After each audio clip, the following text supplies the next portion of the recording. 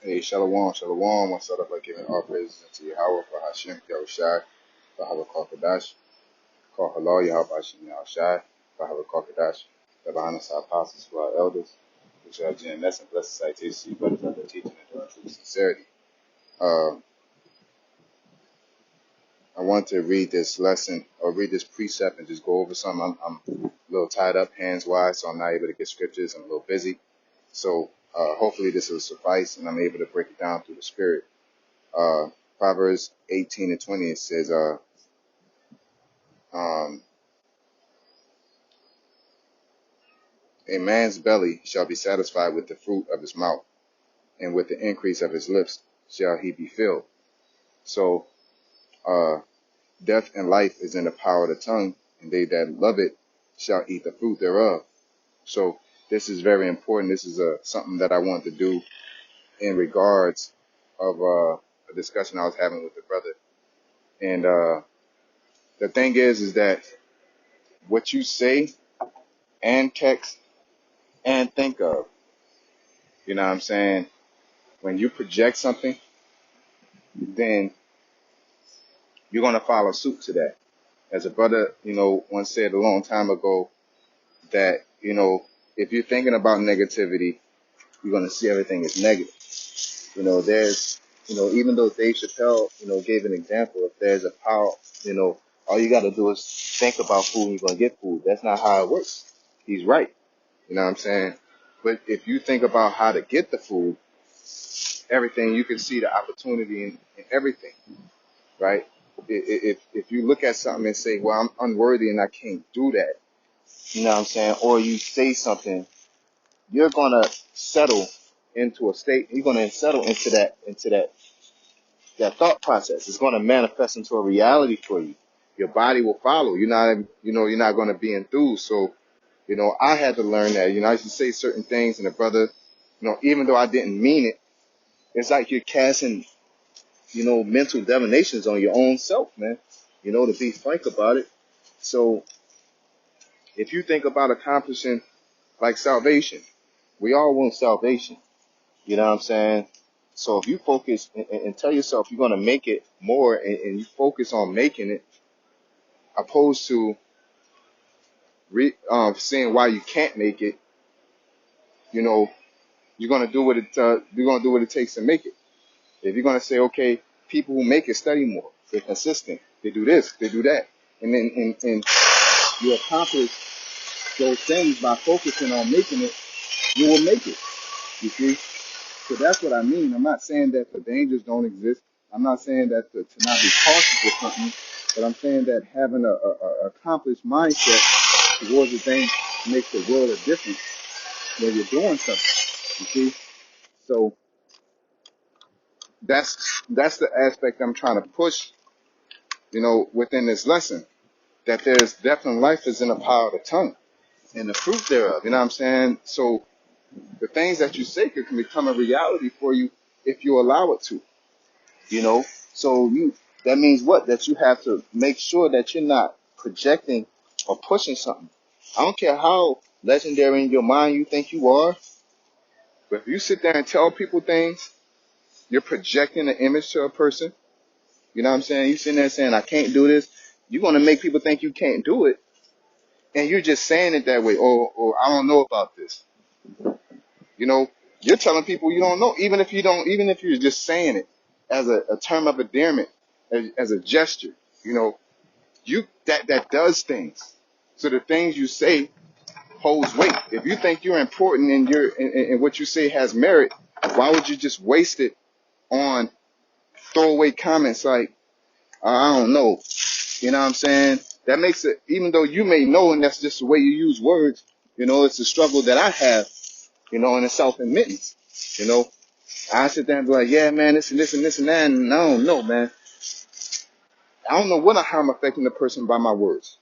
But then I want a person to respect my words and act like it has merit, right? But I'm using words like that. No, I have to,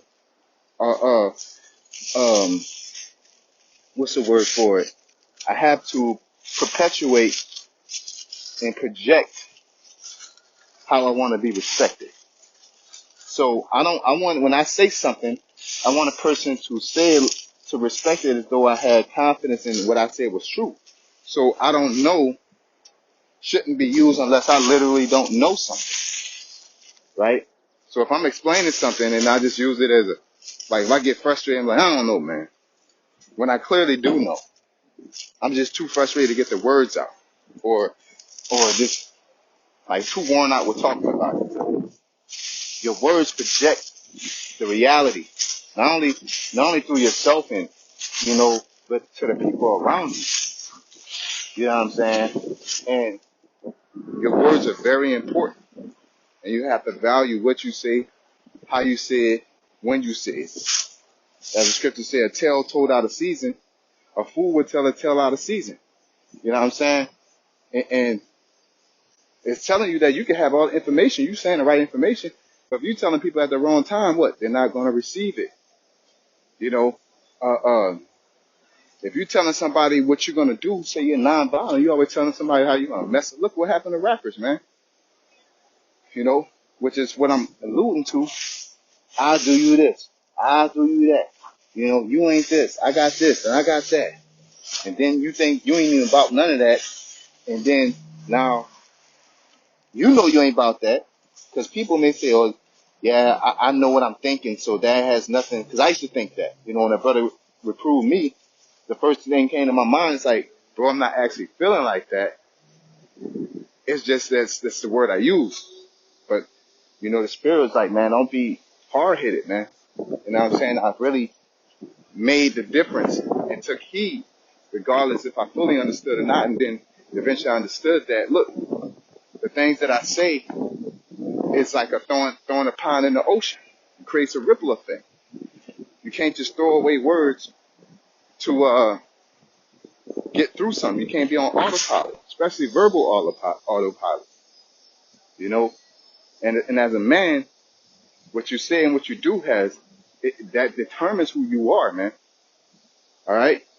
If you say you're a prophet and you don't prophesy, then you full of shit, right? You know what I'm saying? Like your what you say and what you do has merit. And then now let's say you don't want to be a prophet, and then you still be a prophet. Every day you say, I'm not gonna go out hit these highways. Then you go out.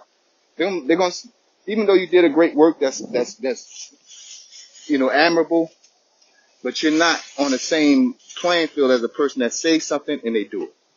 That's two different playing fields. I know the scripture says, you have two servants that one said he wasn't going to do it, then he did it, but that's not an excuse to be malicious about it, to project a certain energy. Because that person literally thought they wasn't going to do it and they had to change their heart. Right? So within this regard, what you say, if you can't do it, say you can't do it. In all honesty. You know what I'm saying? But if you want to accomplish it and you can't figure out how to do it, then say it like that. Don't just say I can't do something. Say, I need help with it. Right? Because a closed mouth don't get fed. You know what I'm saying? It's so much into the power of your words. You could be sad and sorrowful. If you don't say nothing, it won't help. You could tell yourself, hey, get up, man. Come on. Talk to yourself. Write things down. There's power in your tongue. It ain't just verbal. Writing things down helps. You look at what you said, and you can go back to that moment. Words are powerful. Words are powerful. Not just to somebody else, but to your life too. Our lives too. That's what I mean by saying your life, that our lives too. And you think, okay, I got control of my mind. I may say, I don't know, or I'm frustrated, but I just use the wrong word. Nah, man, you can actually conceive and think that. Your mind follows your body. So if you doubt yourself and you say you got this, that can make a difference. It's like you got to fully learn how to master controlling your mouth. Controlling your mouth, because you got to understand that what you say affects everything around you. Whether people see it or they don't see it, it still affects everything around you. And you have to keep that in mind, and you have to respect that and keep that in regard, man. You know, and for a long time, I didn't keep it in mind. I knew not to disrespect somebody. Like, I always took it as death and life is in the power of the tongue. Is like, as long as you don't talk to nobody crazy, as long as you don't say something you can't do, like, I'll do this for you and you can't accomplish it. But it's layers. It's layers to it. It's also when you feeling down, you say, get up, man. When you're looking for salvation, you focus on salvation. Which way is the way to salvation? Not, oh, I did this, I'm gonna be destroyed. Oh my God, I don't want to not make it. Everything is gonna bother you. Everything gonna make you doubt yourself. Everything is gonna make you, you gotta have that winner's mindset, that winner's mentality. You be contrite and know that you might make it or you might not. That's a fact. But to dwell on it, and there's times that, you have to be contrite. You know what I'm saying? But do what's necessary when it's necessary. What I'm trying to allude to, and whatever you're trying to do that you feel that's necessary is death and life in the power of the tongue. So what you say, text, think, write, it has something to do with the outcome of your surroundings. All right, it's a wave. It's a stone thrown in that pond, and it's going to create a wave. What kind of wave are you making? You're in control. All right. If you're going to throw something, throw it right. If you want a big wave, a smooth ripple, you have control of that. Think better. I think, therefore I am. Speak it. I ain't going to say speak it into existence, but speak it till it becomes in existence. Your goal is to read a book strategically, and you're reading that book, you got to say strategically. Let me go into these words. Strategic. Because you may get an absence of mind, and you have to talk to yourself. Right? Last example, and we're going to call it a wrap. Like I said, I don't like doing lessons like this, generally because I'm not able to get into the scriptures. But it was just on my spirit, and the spirit compelled me to speak on it, and I thought this would be fruitful. But lastly, as a fighter, I have certain tendencies. I fight with my hands down. There's time to have your hands down, time to have your hands up. And when I just went in there not thinking and just doing what I was supposed to do and not focusing on what I needed to do, it made the fight difficult. People had to tell me, put your hands up, throw combinations. But if I constantly talk to myself throughout that fight, it kept my awareness up. Keep your hands up, slip, move your head, constantly move your head, constantly do this. As the scriptures say, a man he that judges is judged of no man. You know what I'm saying? So you slack it for breaking it down and butchering it, but pretty much when you're on yourself, you don't got to worry about other people being on you. You know what I'm saying? So you educate yourself, you tell yourself, you talk to yourself. You know what I'm saying? There's power in words, man. And if you don't believe that, you're setting yourself up for a struggle. It's not going to be failure, but it will be a struggle. All right? You have to talk to yourself. And I don't mean by walking around talking to yourself like you're crazy. What I mean by writing notes, speaking things into a light that accomplishes your goal, perpetuating who you want to be and who you are, and reflect that in your actions, because your words are very important. That's all I wanted to get across, and hopefully this was edifying. Hopefully brothers take it into real consideration, because you can't just turn something on. All right, you can't just turn on tenacity. But if you think on it, focus on it, and speak on it, what I mean by speak on it is I got to be tenacious in everything. Tenacity is going to follow. You're going to figure it out. I got to be tenacious. Google tenacious. What it takes to be tenacious. What it takes to be whatever you need to be, you do and reflect it and tell yourself what you got to do. Tell yourself, note yourself, say it, repeat it until it becomes a part of you. Because it should never be a moment where you're satisfied with who you are, you know. And I ain't saying that you should feel bad about who you are. What I'm saying is that you should always want to build upon your foundation, okay? Especially within this truth. I'm happy to be here. I'm satisfied. I'm content.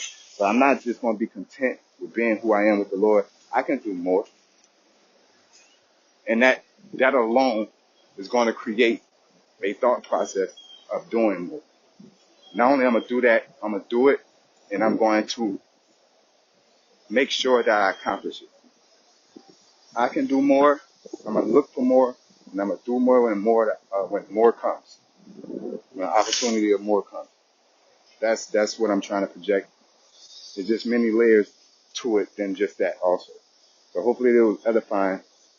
With that being said, say call hello, Yabashim Yashai, Baba Kokadash, Yabashim Yashai, Bashim Kokadash, Rakatan. Hey, Shalom.